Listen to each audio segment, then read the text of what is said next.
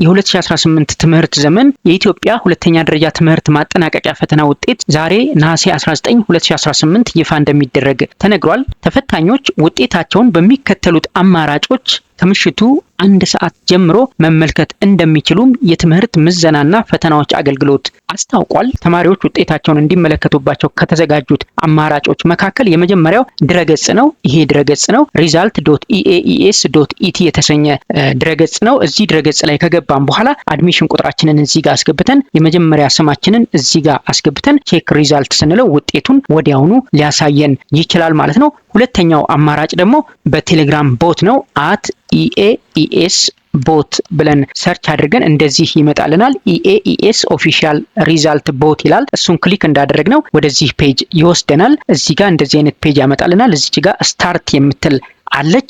ስታርት ትሉትና ስታርት ካላችሁት በኋላ አድሚሽን ቁጥራችሁን ትልኩለታላችሁ ማለት ነው። አድሚሽን ካርዳችሁን ስትሰጡት ፈርስት ኔም እንድትሰጡት ይጠይቃል። በዛ መልኩ ነው ውጤታችሁን ልታገኙ የምትችሉት ማለት ነው።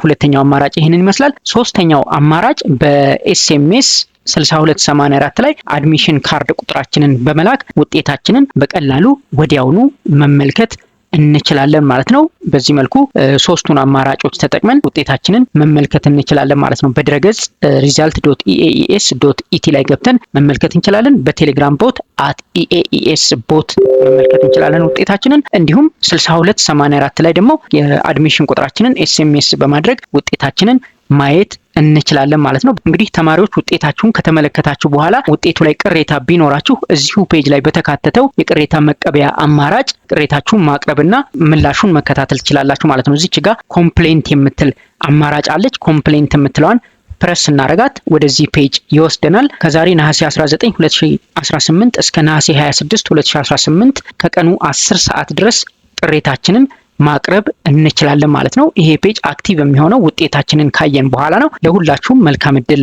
እንመኛለን። እንግዲህ የዘንድሮ ውጤት ከዚህ በፊት ከነበሩት የተሻለ እንደሆነ ሰሞኑን በተሰጠው መግለጫ ሰምተናል። አጠቃላይ ፈተናውን ከተፈተኑት 550210 ተማሪዎች መካከል 50% እና ከዛ በላይ ውጤት ያስመዘገቡት 12.8% የሚሆኑት ተማሪዎች እንደሆነ ነው በመግለጫው ሰሞኑን የተገለጸው። ይህ ደግሞ በፊት ከነበሩት አመታት እጅግ የተሻለ ውጤት እንደሆነ ነው የተነገረው። ስለዚህ የእናንተም ውጤት የተሻለ ይሆናል ብዬ ተስፋ አድርጋለሁ። ለሁላችሁም መልካም እድል እመኛለሁ። ይህ መረጃ ይጠቅማችኋል ብዬ አስባለሁ። ቻናላችንን ላይክ እና ሰብስክራይብ በማድረግ እንደዚህ አይነት ጠቃሚ መረጃዎችን፣ ወቅታዊ መረጃዎችን ታገኛላችሁ። እናመሰግናለን።